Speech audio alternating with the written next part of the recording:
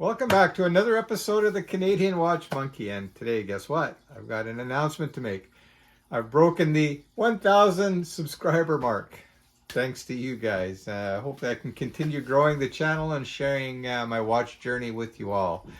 So anyway, today's topic, we're going to be discussing a couple LED type watches. One is made by Hamilton. I've actually done a review on it before, the PSR. And actually, I'll just show that to you right now. And there's the PSR here. This is quite a well-known watch now in the watch community. And it's really great. And I'll be showing that one. And the other one I'm wearing on my wrist. And that's produced by Yema. And as far as I know, I think it's just called the Yema LED. And it's a really retro cool watch too. I'll bring that up to you guys there. Don't know if you can see that clearly or not. But anyway, I'll get some close-ups of it. And this one here is a special edition called the Kavinskky. And you know what? I was thinking, what the hell? What's a Kavinskky? So anyway, oh, something's beeping. Anyway, it's a Kavinskky watch. And Kavinskky is a very well-known... I guess you could call him a DJ kind of guy. He's the one that does kind of like raves and stuff like that, and kind of the electronic music. And he actually did a soundtrack, or at least some of the songs on the movie Drive with that Gosling dude. But anyway, I'm going to quickly turn the camera around so you guys can check out the two watches in a little bit more detail, and possibly I'll be introducing a third. So anyway, let's turn it around. Aha! We got the troll with us today. I guess you weren't expecting that. Anyway, let's just zoom back out. So the two watches that we're going to be talking about are in hand here. This is the Hamilton. This is the Yema. This is referred to as the LED, I think, basically. And this one is the Kavinskky limited edition that really produced 3,333 in total. This is not a limited production. This watch here runs close to about 1,000 US. This one here is about 250 US, so pretty big price difference. But this is a much simpler watch, even though it has more functions, believe it or not. The Yema is using just basically your standard LED display. And you'll see that in the daylight, you don't see any time at all. You can see the LEDs back there, but that's about it. You have to press the button. And you can see here, when that happens, it lights up pretty nicely. I'll be doing a dark or a night shot in a moment with both of them. But yeah, this one here, you got the time. You can see it's saying 7:04 p.m. You press the button again, 11th month, 6th day. So November 6th. You hit the button again, that's your seconds. And there you go. So you got the functions there. Where the Hamilton, it's using two types of technology here. During the day, you can see the time all the time, which is really kind of neat. And that's the LCD, which basically your Casios, your G-Shocks, those type of watches are using that technology. But this is just kind of in the background until you press the button. And when you press the button like that, that's your OLED display. And you can see it's really kind of a nice looking display too. I don't know if you can see that. I'll get a little closer in a minute. But this is just a time only. You hit the button and that's it. There's no date. You just got the time. So 7:05, and that's your running seconds. To set the time on these watches are really easy. Just hold the buttons down on this one, or the button down, and then you cycle through and you can change whatever you want to change. On this one here, you just hit this button here. I'll just actually turn it on. And then when you hit that button there and hold it, you can see you can change the time there. Not going to bother with that. So there you go. And you just cycle through. That's the year, June 12-hour, and so on. So just leave that alone. Okay, so these are the two watches. I call this a Tesla watch. It kind of reminds me of the Cybertruck, kind of. If Tesla were to make a watch, I would guess it would look a lot like this. It's very Tesla-esque, I guess you could say. I'm just going to clean that up for you a little bit. Yeah, it's definitely got a really cool look to it. Let me throw this on wrist for you guys too, so you can see what it kind of looks like. I'm just going to pull the camera back again a little bit there for you guys. And you can see it's a nice wearing watch.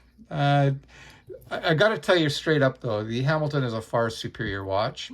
You can feel the quality, but this doesn't feel cheap at all either. It's a nice feeling watch. It's just not at the same level as the Hamilton.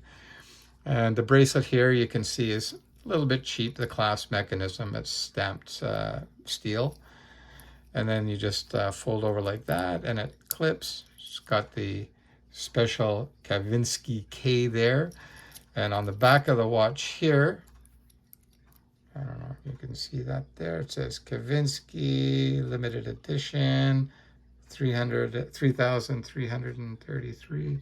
I'll just get a little closer for you guys. So try to get that for you. There you go. So this is just a really cool watch. The bracelet feels a little bit cheap on this one, but that's okay.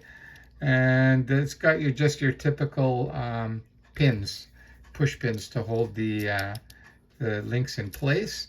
It's got a little bit of a taper, not nearly as much as the Hamilton. The Hamilton's got insane taper.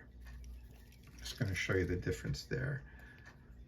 So yeah, there's quite a bit of difference in taper, but they are kind of similar. I'm just going to pull the camera back again. Sorry, guys. And if you like retro funky kind of stuff, boy, this is going to be right up your alley. And I really like these watches. They're just something different you don't see every day. I'm just going to put the displays on again so you can see them side by side, the difference. You can see this is a lot brighter. That's not, but this is much clearer to read than that. This is your typical LED, like I said. And that's your OLED or OLED. And you can see that's quite nice. Let me turn off the light for a sec too, so you guys can see what they look like in the dark. And we'll hit the Yema first. Very nice. Okay, and now we'll hit the Hamilton. And you can see that there. That's also very nice. I'll hit that again for you guys. But you can see the Hamilton, even when that turns off, you still see the time. Not bright, but it's there. Whereas this, there's nothing to see. So definitely two very cool watches. If you're thinking about either of these, they're fun and they're cool. And it's not something you're going to see somebody wearing every day. Yeah, 250 bucks. That's a great deal for something like this if you can get it. Not easy to get any longer because, like I said, this was a limited run, and I think it was only available on Kickstarter. But the standard Yema LED, I think you can pick them up. You'll see them on eBay too. The Kavinski model, I've seen them go for around 500 to 700 US. I wouldn't be paying that for this. It's not worth it. This one here, on the other hand, though, if you can find one at that same sort of price used, I would grab it. Fantastic watch.